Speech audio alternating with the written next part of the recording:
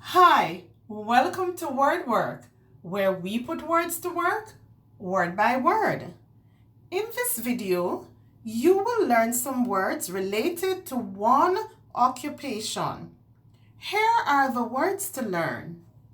Hairdresser, hairdressing, shampoos, rinses, dyes, colors, clips, curlers, blow dryer, flat iron, braids, relaxes, satisfied.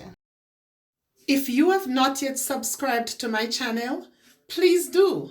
Click the notification bell so that you will be notified when there's a new video posted. Don't forget to like, share, and comment. Now learn to use each word in a sentence. Jen is a hairdresser.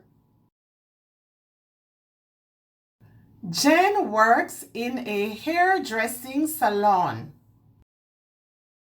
Jen shampoos and rinses hair. Jen dyes hair in different colors. Jen clips hair with a scissors. Jen uses curlers for styling. Jen uses a blow dryer and a comb. Jen uses a flat iron. Jen also braids hair. Jen relaxes customers' hair. Jen's customers are satisfied.